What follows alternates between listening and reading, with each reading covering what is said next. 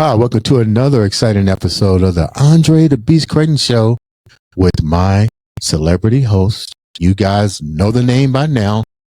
The Jessica James talk herself. Jessica James in the house. What's up, Jess? Hey, I am so happy to be here back. You know what? This is the third time, Drew, that I come and Andre to Indianapolis this year. I've never thought that would be possible, but it was part of my vision, you know? Two things. That I would travel more this year and that I would have my own show. And here I am. And look at that, man. It's happening. I love that. So, Jessica, you're here to wrap up season 2 and you got bigger dreams for season 3. What's season 3 going to be like for you? Oh, we're just starting to unveil all of that. And you were part of that brainstorming a little bit. I'm just so excited because the creativity now at this point is just so coming and it's just so all over that I am more excited than ever before. But we're gonna go. I'm not gonna give you too much right now because then it's not gonna be the huge thing I want it to be. So I don't even know what it's going to be. No, you will, but not broadcasting yet. But we will. Okay. So what's been so exciting about closing out season 2 for you? I think it's the combination of people that I've met, the amount of learning every time on how to ask better questions because it's all about the quality of the questions, right? And the amount of connection that I have and the support here in Indianapolis, for example, it's a burst of entrepreneurship and artists and people supporting each other. I was like, this is incredible. Yeah. So, and every time I come back, I meet some of them. We're like supporting each other no matter where we are in the world. So the energy is just like amazing. Hot. I love it. Then you met somebody yesterday that was part of the mob. Yeah. Witness protection program. Oh, you're talking about Chris? Yeah. Chris oh my Williams. gosh. I took a break. I went because we're in a hotel, the Sheraton, and I went to the bar to get something to eat. And all of a sudden I started talking to this person. I said, you need to meet Andre. We came in the studio and now this whole thing is starting with him and 2 other policemen, all from Canada. And they're like deep into criminal, like serious stuff. And now they're doing their own show. Like in less than 24 hours, we're making it happen. Yeah, you're just a wave of Florida energy here. Now let's get down with today's show. You did say something about every time you come here, you meet exciting guests, extraordinary people, and I'm not gonna let you down. I'm gonna do it again. Yep. Because this guy is definitely Mr. Comedy himself. He was just here at the at Helium, making people laugh. And without further ado, let's welcome him to the Andre the Beast Crayton Show, the one, the only, Drew Davis. What's up, Drew? Hey, what's up, Andre and Jessica? Thank you guys so much for having me. I'm very excited to be on your all show. I'm a little intimidated. In addition to Jessica's star power, Andre the Beast. That's such a tough, manly, conquered type name. I'm just Drew. I'm just here. I'm happy to be here. I'm glad you decided to show up. You know what? Let's get right down before we get into your comedy and tell the viewers a little bit about Drew. Who is Drew? All right. Well, Drew's just a guy. Drew's a guy that does stand-up comedy, I have a podcast and I started a group that produces clean comedy shows based out in Nashville, but we're kind of nationwide now, in a network of a lot of comedians. But before I was a comedian, I was a youth pastor for 15 years. That was a big part of my life. Now, I just really like, making people laugh and entertaining. When I'm not doing comedy, I'm remarkably average. I love movies or playing video games or just hanging out. Big fan of eating. I love hanging out with friends and eating places. That's like the more I talk about me, the more you're like, let's go back to the comedy. Like, so Drew, were you're in Nashville? Is that where you was born and raised in Nashville? Yeah, so I grew up in a suburb around Nashville called Brentwood, Tennessee. And then more of my adult life, it's been more of the Nashville or around the areas of Nashville. And I've moved around a little bit, but I always kind of seem to come back to Nashville. So like I went to East Tennessee for college, went to West Tennessee for a few years to work, even spent some time in Kentucky for a little bit, but all roads for me seem to lead back to Nashville, which I'm kind of okay with. It feels like home, Yeah. And when you think about Nashville, you think about the Grand Ole Opry. The first thing you think about is Dolly Parton and Dollywood and me myself. I like Chattanooga. I like going up Lookout Mountain. I love Chattanooga and really Ruby Falls. Just really, Tennessee is an adventurous town. But let's talk about. We know they're known for music. Nashville, yeah. What about comedy? How has the comedy scene been there for you? And has it been a difficult struggle for you because it's so empowered with the sound of music there that it seemed like that you never hear anything about the entertainment side like what you're dealing with? Has that been a struggle for you since you've been there? Yeah, so especially when I first started, comedy was definitely not something you heard about a lot in Nashville. So I've been doing it about somewhere between 12 and 14 years. And when I first started, it was definitely like very indie scenes. We have one big comedy club, Zany's Comedy Club, which is the biggest in the South. And so people, if you performed at Zany's, they might know you, but the whole rest of the comedy world kind of in Nashville was a little bit unknown. But in the past 5 to 10 years, we've actually had several bigger names move to Nashville and kind of, still tour and do their thing, but kind of be based out of Nashville and put on more shows through Zany's or through the Grand Ole Opry. And so that's kind of really helped comedy get a better reputation in Nashville. I wouldn't say we're like, still when people think of Nashville, they still think of Music City. But, Nate Bargatze's blown up huge in the past few years. And he's started a production company, Nate Land, here in Nashville, and that's really kind of put more eyes on Nashville. We have other comedians like Dusty Slay and Leanne Morgan and Aaron Weber. There's just bigger names, or John Christ, or people that seem to move to Nashville, but kind of still work. And that's actually helped us out a lot with, so I've noticed a difference since I started in the past five or so years. More people know about comedy in Nashville. I wouldn't say it's like I run a lot of independent shows, and it's still a hassle to like remind people like, oh yeah, we have comedy here. Right. But it's as far as a lot of people down in Tennessee, when they'll gravitate towards Nashville for comedy, like other comedians, because they realize like if you're gonna try to build something of a career in comedy, down south, you don't really have a lot of options as like big comedy places. You have Atlanta, and then Nashville's becoming on that list as well, which is kind of cool. So and don't forget, Indianapolis is on that list. I mean, we have. Of course. Well, is Indiana and Indianapolis South? I was wondering that when I was in there. Are you guys still considered Southerners? I didn't want to like offend anyone by calling them a Southerner. We're considered the heart of the Midwest. Okay, so you're mid. Yeah. Okay, good. Yeah, we're the heart of the Midwest. I mean, like a lot of famous comedians have graced this city with their presence, starting at Crackers Comedy Club, and now with the new Helium, they're also it's the new place to be for comedians such as D.L. Hughley. Like I was sharing with you that and when you. And, this is what I really think about it now that I'm looking at the comedy world. You really don't need a big auditorium to do what you do, because you can do multiple shows and they usually sell out. Yeah. Yeah. And those, even sometimes there's something special about those smaller rooms. On one hand, you don't have to, if you sell a 30 to 50 person room and then, it's an intimate setting, it's a lot of fun. And if you do a bunch of those shows, and that's a good look. So I don't want to leave Florida out of this because I flew from there. We have to talk about South Florida. For me, South Florida is a big comedy place. I've been to so many theaters, at least 5 of them, and watched comedy shows. From the big, huge Hollywood Hard Rock Cafe. I went last year, watched Seinfeld from way up top. And you're right. When I went to the smaller rooms in the Hard Rock, they have it too. It was a completely different dynamic. Yeah. Oh yeah, different experience. It was so cool. I love it. And then you have your little table like in a bar, and you're right there. It's just so much fun. I like the smaller experience, because I think, and you can probably say something about this, Drew.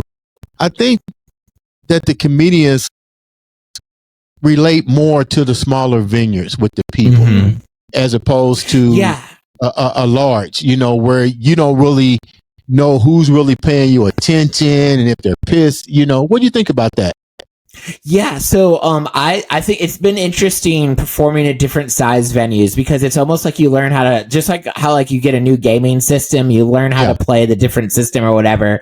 And yeah, small rooms, one of the best parts is like you can relate to the people, you can connect to the audience, you see people whether in the front and the back. At some point you can connect with almost everyone in the audience in your show. In like theaters, you're not obviously going to be able to talk to every single person, but you still have to kind of give the illusion that you are interacting with every single person. So I've been doing more theaters lately, and every now and again, a trick that I learned how to do is like you look up, like basically where the lights are shining, and you point to someone as you're saying a joke, and at least 20 people think you're pointing to them when you're talking to them. And it's just a little way to connect to those people in the back. And then I've heard even bigger than that, arenas, you learn that you have to do delivery a little bit of your jokes, because when you're at a huge arena and you're telling a bit, you got to wait for the people in the back to hear it and laugh before you move on to your, you just learn a different kind of flow. And these are things that I never really would have thought about, but, I want to say something. I don't know if you're into this, but I had an experience that was amazing to me. Is after the show, now you know that person, you're connected with them, you're like in love with that person, right? Like, oh, he's one of my favorite comedians right now. That's the spirit of the time that you come out of it, right? More than probably when you walked in, is when you're walking out of a smaller environment, and guess what? That comedian is out there to say hello and take pictures with the fan. I did that with Penn and Teller. Ah, my gosh, I was in heaven. I'm like, oh, yeah. I like that.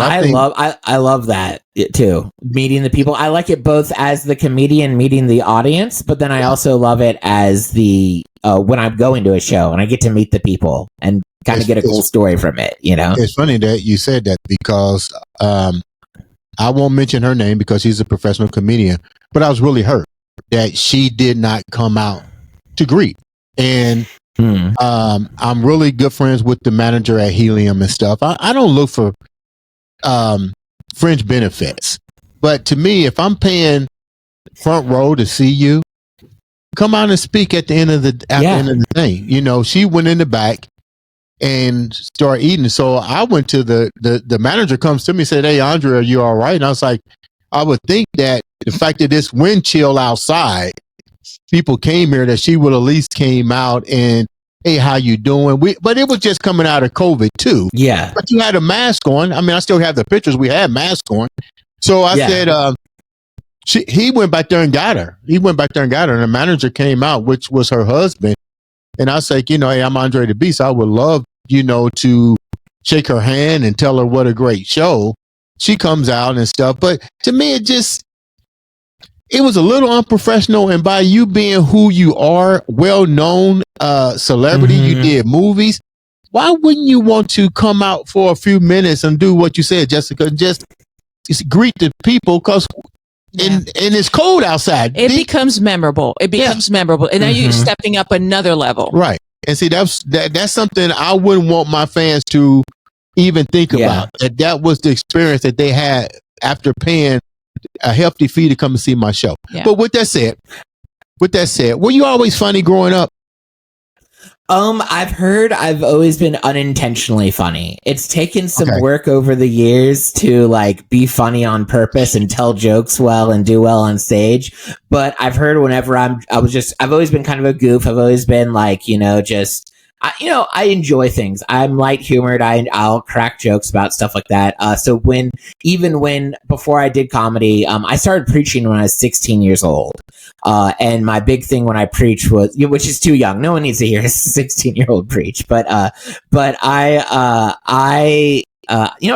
disagree with that. Actually, plenty of 16-year-olds probably have good things they could say.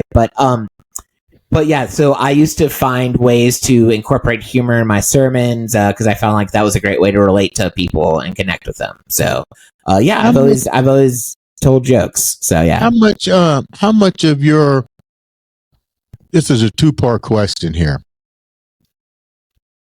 You started with the religion part of your journey, which is understandable.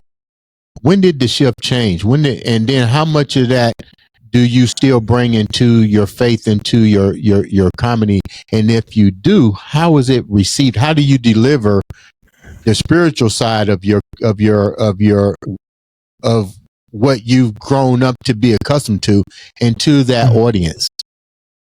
Yeah, that's a great question. That's a great several question. So, I started the reason I got into comedy, and it was probably when I was 23 or 24, was I just kind of looked around at my life. I was a youth pastor. I was living in Kentucky. I was in like a Christian bubble, and I really felt like, I need to meet other people. I need to meet people outside of just everyone I met was like, everyone I knew was like older or younger versions of myself. So I was really like motivated to like, let me, get out there a little bit. And I tried open mic comedy for the first time. It put me in a world that was completely different than I was used to. And I absolutely loved it. I loved connecting with the people. I loved the whole experience of doing stand up and meeting the people.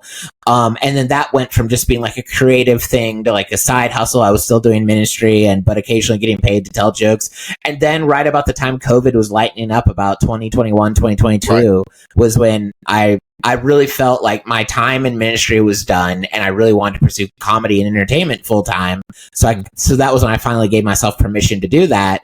And it felt like the right time. And then, as far as my act goes, I do have a lot of jokes about being a former youth pastor. I do have a lot of jokes about like Christian culture, but it's very important to me that anyone who comes to my shows, like whether they're Christians or not, like likes what I do. I'm there to entertain. I'm there to have fun. Right. I'm not there to preach. And so often my biggest thing is I never want anyone at my shows to feel less than or devalued or anything like that. So like a lot of my humor is, you don't have to be a Christian to laugh, or you won't hear a lot about like preaching or anything like that. Sometimes I make fun of the church culture. Sometimes I, tell jokes from the perspective of someone in the church culture. So I've learned how to do it in a way that I feel like people, whether they go to church or not, will appreciate. But what ends up happening, this is where the faith kind of comes in, is after shows. Oftentimes when people come, exactly what we were talking about, when you're talking and meeting your people after the shows, right. People feel very comfortable coming up, and maybe they've had a similar church experience where they want to talk about it with me. Maybe they're very anti-church, but like they want to talk about that a little bit, or right. anti-God a little. So those kind of conversations sometimes happen after the shows. And thankfully, like I have the training to go with that conversation wherever it goes with people.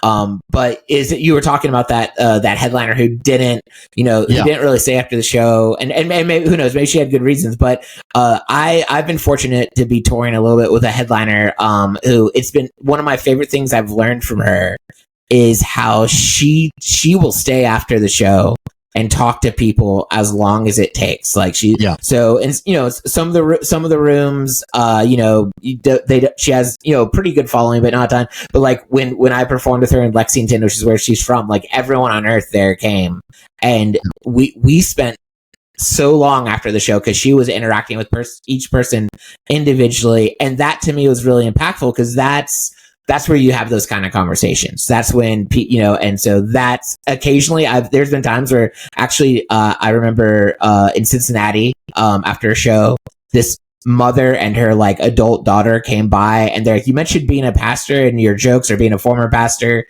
Could you pray with us? She's about to have like a big procedure." So like, right. I was like, "All right, sure. Yeah." And so that was kind of a cool little thing I got to do, just to pray with this people. So right. Yeah. So it was a special moment.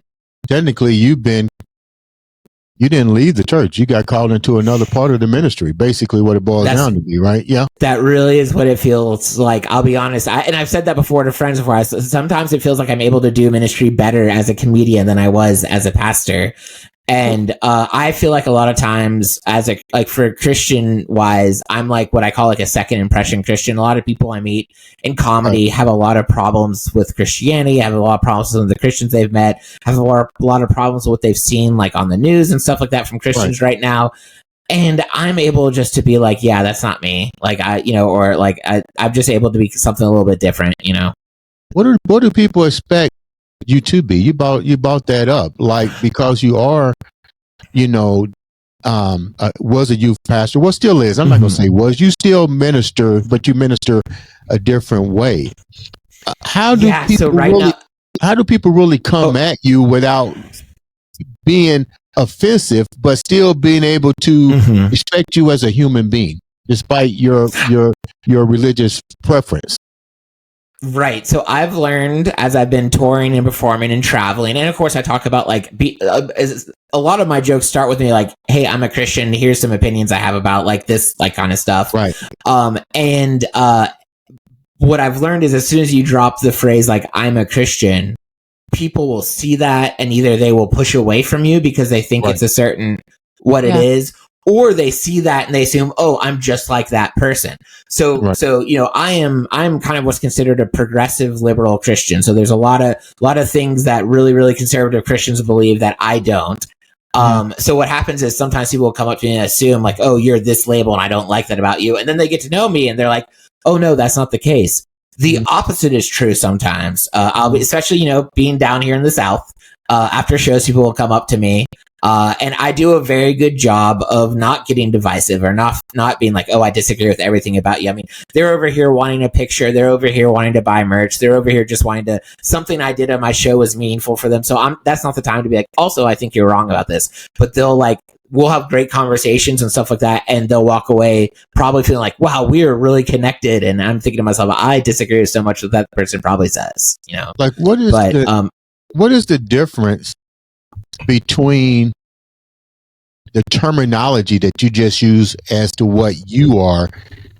Is that what we consider like new school way of thinking? More information was given to you, and that the other way of the faith-based people, like you said, are they still stuck in not being able to understand the new information to evolve? Yeah, that's a great question. I don't know if I'll give the best answer because I don't want to be disrespectful to people and their beliefs and stuff like that.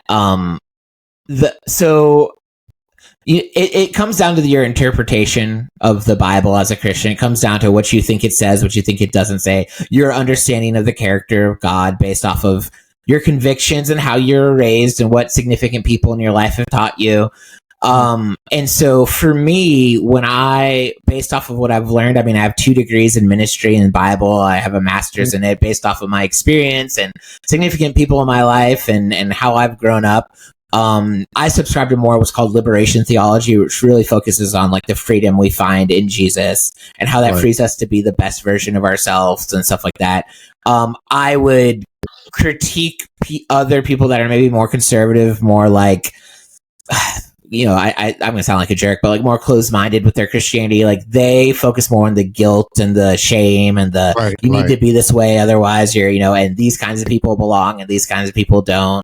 The negative. And that's very different than, the negative judgmental stuff. And we see that, you know, we see that in the world, especially when you look at people like the Christian faith. And, you know, I'm not here to preach for or against them, but that's not me. That's not what I believe. And I've found, especially in comedy, you guys know, in entertainment, you interact with a lot of people that have been going through a lot of stuff, a lot of people that are broken or hurt or dealing with stuff.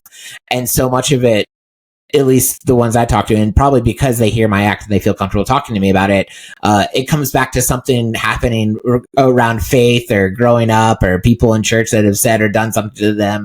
And I like to be like a different, you know, I'm not going to preach to them, but also like I'm going to show them that like not everyone in that group is like that, you know. Provide another experience without you telling them. You're just giving them that experience without you saying it. I have a question for you. Are your shows the topics? How do you choose the topics? Is it mainly based on this experience, which is vast for you? Yeah. No. So when I choose, I do a lot of jokes about myself and my own experience. So yeah, part of it is going to come, you know, youth ministry and being a Christian will come up. And, but I also I have a lot of strong opinions about food. Food comes up a lot in my shows. I'm a geek. Food. Yeah, I do. Yeah. I have to stop myself sometimes when I'm putting together I was like, we don't need to talk about this much food for this long of time, you know? I'm kind of a geek too. I have jokes about, I was a lead guitar player in a Christian punk rock band in high school. So that lends itself to jokes. I run a Fast and Furious themed movie rewatch podcast, so absolutely we talk about Fast and Furious at some point. I feel like it would be a sin if I didn't, you know? I feel like Vin Diesel himself would come and beat me up if I didn't. I do a lot of self-deprecating stuff. When I first started comedy, one of the best ways comedy helped me was, I've had to deal with a lot of self-esteem issues and a lot of stuff like that growing up. And so one of the formats I used to do to write jokes and make material was I'd pick one thing that I was self-conscious about, whether it was like my high voice or being hairy or like overweight or I was born without a sense of smell. That was actually the first thing that I ever wrote a joke about or a routine about. So I'd pick one thing and I'd make a material about it. And so a lot of my jokes are like self-deprecating. I'm a single, unmarried guy, so obviously I have opinions about dating and women and stuff like that. So, I feel like my act is really just based off of my own experience. Right. I have gotten to the point now where I do try to. I feel like when you first start comedy, your main goal is to like, you just want to make people laugh. You just want to get the punchlines that gets the laughter. But the more you do it and the longer time you have on stage with people, sometimes you really want to like leave them with something a little bit more substantial. So for me, I always just like to remind people like, we're having fun. There's so much about life that needs to be enjoyed and that kind of stuff. So when did before we wrap up, when did the change happen for you? Because a lot of times change? The change from really being engulfed in the word and teaching the youth. When did it change for you? Because that's tremendous to go from there. Like, what were you going through? You know, both emotionally, spiritually, the whole 9 yards, that at the end of the day, you thought you realized comedy was a way to deliver the complete package for you. Yeah, so I was while COVID was lightening up and still a lot of our job was virtual, I was starting to consider the idea of getting a different job within the church ministry. I'd always decided up at this point, I'd worked at the same church for 6 years, and my thought process was, I don't want to go be a youth pastor at a different church, but maybe I want to be a campus pastor. Maybe I want to work at a conference. Maybe I want to, and at this point I had the experience and education. So I was kind of applying for all my quote unquote dream jobs in ministry just to see, I was open to the idea of potentially moving. I think I had that spirit of like transitions coming, you know? And at the same time, because most of my job was remote and things were opening up, I was getting the itch to get out and do some more comedy. So I planned about a week tour. I did the World Series of Comedy. I hit a few different random rooms. I remember I did a show from the bed of a pickup truck at a dog park in Chicago. And I was doing all these little shows. And at the same time, I was getting callbacks from the jobs I had applied for, giving me polite no thank you. So doors were kind of closing on things that I was like, oh, that's what I'd really want. And then I was also getting back into comedy and thinking to myself, I've missed this so much. And then I remember on a phone call with my mom, I was actually like, I think no matter what job I get, I would rather be doing stand-up comedy. And then I, as luck would have it, one of the shows I performed on, the headliner that night was a friend from Nashville, and he made some kind of statement leading into his joke where he's just like, yeah, I'm 35 and a full-time comedian. And then it hit me kind of like a Holy Spirit moment where I was like, oh, in a year when I'm 35, I'm going to be a full-time comedian. And then I took a year to kind of prepare and kind of pray about it, but also like test the waters a little bit. And there was so much confirmation in the conversations with people and in where I saw my passion, where I was getting excited, things I was getting excited about doing. And it never was like because a lot of people, when they leave ministry, they have like a burnout moment or like they're done or they get so angry or whatever. I loved my job and I was happy for it, but it did feel like the end of a good TV show where like it ends just right. You're like, okay, it's time for us to, like, it felt like I was just in a different season of life, and it took me a while, but like I finally gave myself permission to be like, and that's okay. You know, you don't have to be doing the same thing with your life forever, you know? I'm glad that you heard that and you paid attention to it. You know, sometimes I ignored it for so long. You know what I'm saying? So this is beautiful. Ignored it for so long. Oh, because of beliefs that you have, that you grow up with, you know, you think that you have to do it this certain way because that's what's the expectation. That's what you were thought to do. You need to be grateful and you keep pushing it until your soul comes to a point where like something has got to give. How hard was it for you then? Horrible? No, how hard was it for you to change that way of thinking? Well, I wasn't sure how to do it. So it started with me begging God to help me find a way. That was the first step. Because I was like in a point that I couldn't do it anymore, and I didn't know how and what I would do. So I begged for help, and he started showing me the way, and everything started changing my life. Yeah. Drew, I'm going to ask this question to you real quick before you say something. What was the scariest moment for you to go out on your own? Because me personally, I don't think I can get in front of people and tell a joke. I think I'm funny, but I do that funny behind the scenes. You know what I'm saying? Like, what did you go like? How difficult was it for you to really tackle this new venture for you? You know, you're funny when you're home. You're funny with your friends, but now you're getting ready to make this into 35 years old, and my job is a professional comedian now. Are you really funny? Yeah. How did it go by doing it, and what was the scariest moment for you? So yeah, I hear you completely, because it is definitely I also kind of on the side I consult comedians too, so talking to them about the difference between like it being a side hustle and a hobby versus it being a profession. There's 100% a shift that you have to go into. For me, it was kind of when I was first coming to the conclusion that this is what I was wanting to do. I was afraid for a lot. But I realized all the fears I had were not good enough to stop me from doing it. What biggest fear for me was like, what are people going to think? You know, second biggest fear was not so much the future, but the giving up what was in front of me, you know, telling the kids I was leaving this 15-year career that everything up until, you know, I wanted to be a youth pastor when I was in 8th grade. And so I was like kind of living this whole thing that I've been doing. I was like, oh, I'm moving away from that. But what also kind of started from the minute I started doing comedy was the desire in the back of my head. Like, I think I eventually want to do this full time. I love all this entertainment stuff, and I want to be part of it. So years of me kind of pushing that away is like, yeah, but I'm not actually going to do that ever. It's just going to be a side hustle. It's just going to be a hobby. And there was a point where I really had to, where I realized like, wow, this is the direction I want to go. And just like you were saying, there's a lot of fear of like, I don't want to look back and be like, I never did that, you know? And so to me, the scariest moment was right when I realized this is a direction my life's going. I think the scariest moment was when I drove back home after that tour, and with a handful of people told them, I think in a year I'm going to ditch my day job and become a comedian.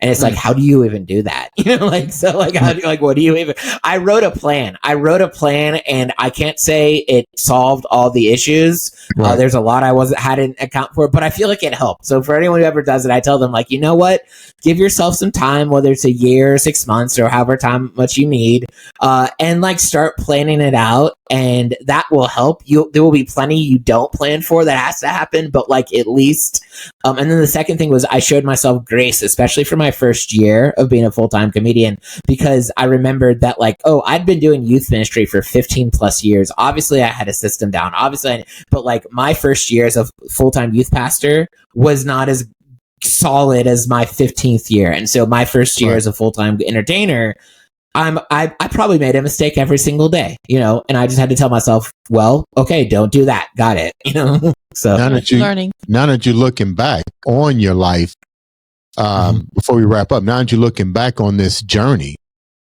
what has been some of the key mistakes that you made along that journey that you might have taken for granted at that particular point? I think the thing about comedy is you learn that, and this is going to sound really negative, and I don't mean it as negative as it's going to sound, but I think it's important for people to know when they get into show business, not everyone on your side is on your side. Oftentimes we're going, you know, the same path, the same trajectory, but comedy is by nature, a very selfish business. We're always looking, and not just comedy, but entertainment. We're always looking out for ourselves. And when our things align, then we're on the same teams. But sooner or later, you and maybe your 4 best friends might be going for the same opportunity, and only one of you is going to get it. And it's going to be awkward. It's going to be weird. So going into comedy, I treated all the community and relationships much like what I dealt with when I was a pastor with the church and stuff like that. And I think I've learned since then, and this sounds mean, but I promise it's healthier than it sounds.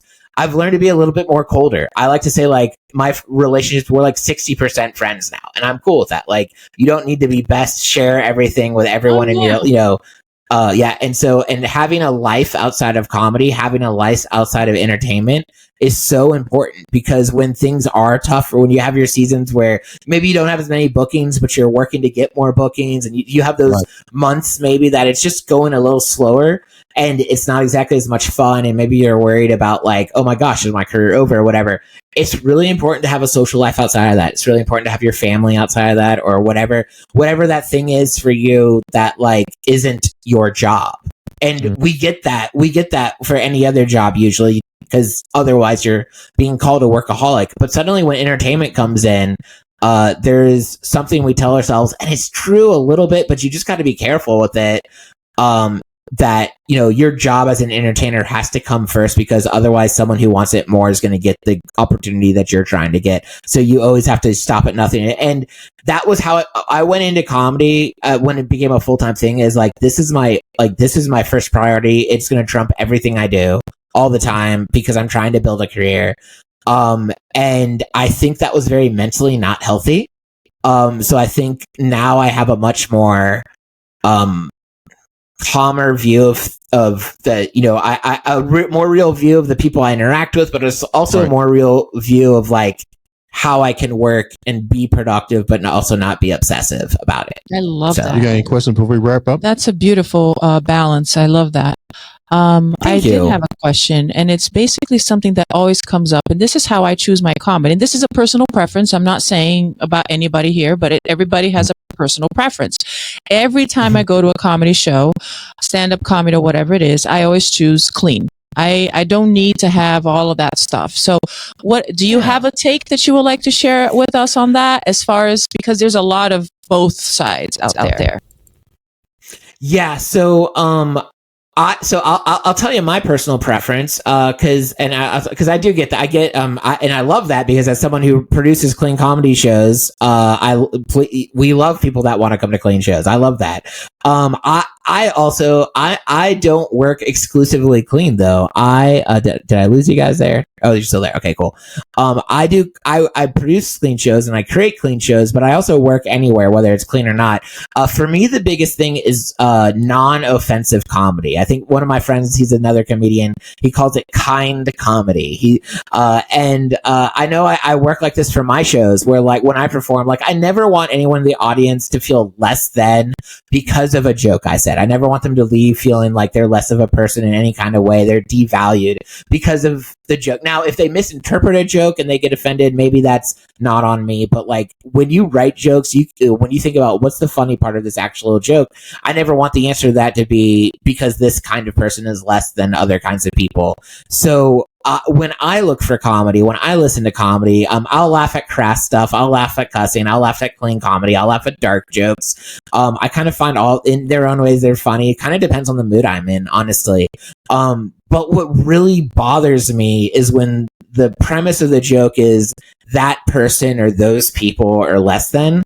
That kind of grates on me a little bit because of my own personal convictions. Like, we're living in a world right now where that message in a not funny way is being shared everywhere. And so as comedians in our entertainment, in our art, we could be better than that. So that I guess that's my answer to that one. So Drew, how can the viewers reach out to you? What you got going on right now? And then how can the viewers reach out and support you?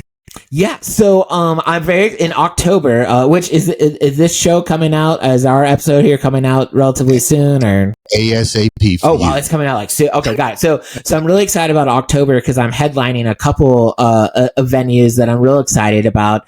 It's Sullivan, Indiana. There's a theater there, and I don't know how close that is to your listeners, but you being in Indianapolis, I feel like maybe someone's around there. Yeah. And I'm doing a big show there on October 18th, and it's gonna be great. And then people closer to me. I got a big show in Clarksville at Joker's Comedy House in Clarksville, Tennessee on October 24th. And those are like the ones that I'm geared, I'm a newer headliner, right? So I have the act, but what I don't have yet is the following. So that's why any chance I get, I tell people, hey, come to this show. Cause I need to get butts and seats. My website is drewdaviscomedy.com. and all of my social media, Instagram, Facebook, TikTok, YouTube. It's at Drew Davis Comedy. I have a podcast called The Quarter Mile Podcast where we review action movies every week. And that's the way people can find me, is just type in Drew Davis Comedy and I'll pop up. And yeah, I'd love to see people at shows. And I'd love to meet you after the show and hang out. And I'm so grateful to be on this podcast with you guys. Thank you so much for reaching out and letting me come chat and hang. Yeah, I like it. Thank you so much for taking the time out. Before we wrap up, I got to close out with the one, the only podcast that's taking the world by storm, Jessica Javins Talk. What do you got to leave us with? Well, first of all, before and after, right? Us talking to Drew here, it's amazing to see the mindsets, the energy, and how his transition happened. It's such a beautiful flow, and it's an inspiration for everybody who wants to actually change careers. Yeah. And that's where I was stuck for a long time, older than you. I did that change in my 40s. So it took me all that time to kind of like get to the core of what resonated with me as an adult now, you know? So I am just very happy to be here and to meet amazing people who are creating a life that they love, because my podcast is about that, about loving your life and taking the step actions to get there. And for that, you need clarity. You need to be in tune with who you are. You need to be authentic.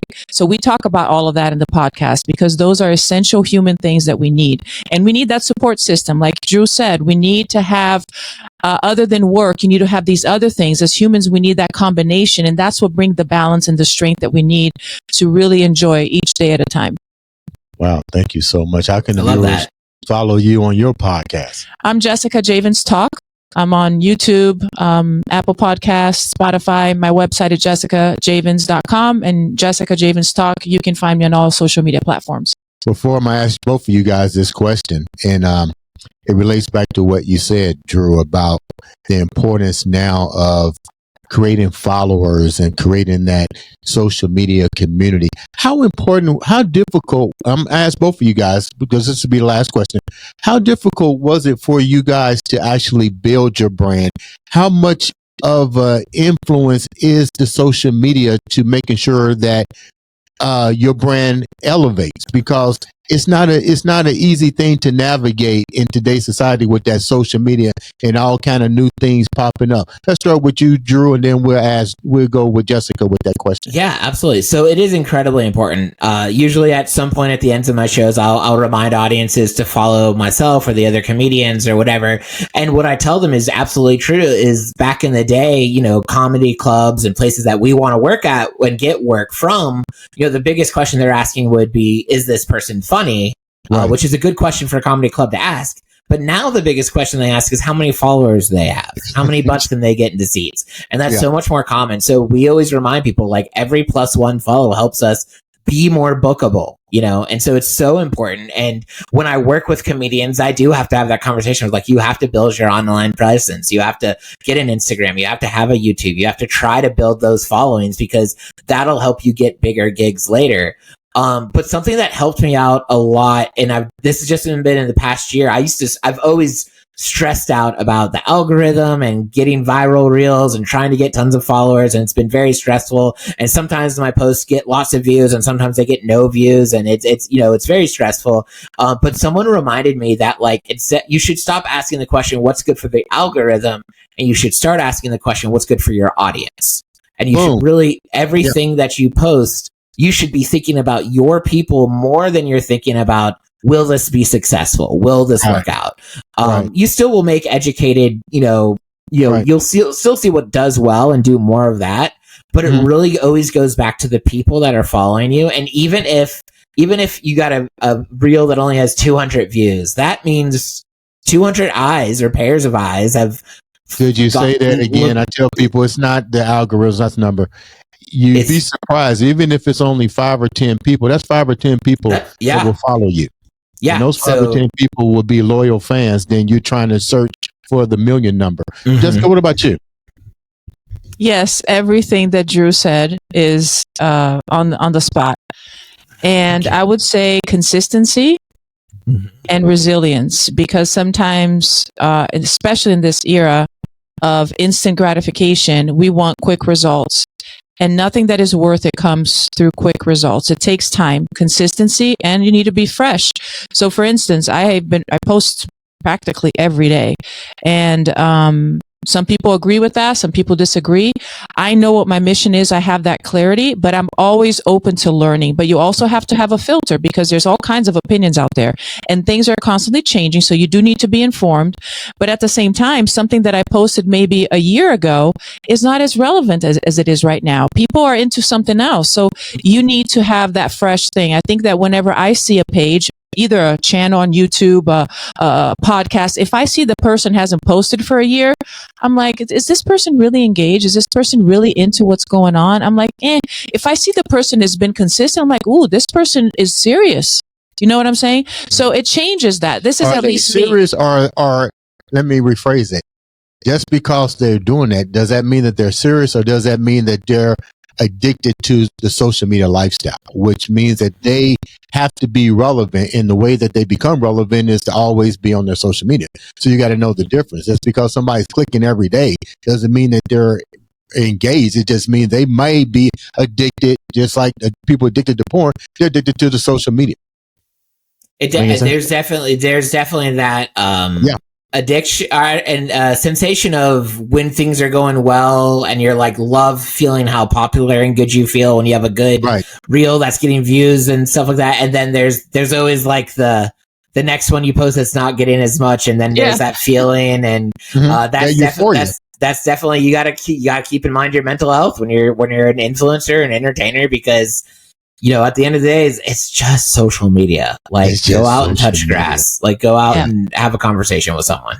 Drew, leave us with a little bit of comedy, but inspirational at the same time. Go for it. Comedy that's inspirational at the same time. Okay, everyone here needs to chill out, because none of us are that big of a deal. We are all pretty remarkably average, and that's beautiful. Ladies and gentlemen, this has been another exciting, say it with me, episode of the Andre the Beast Crayton.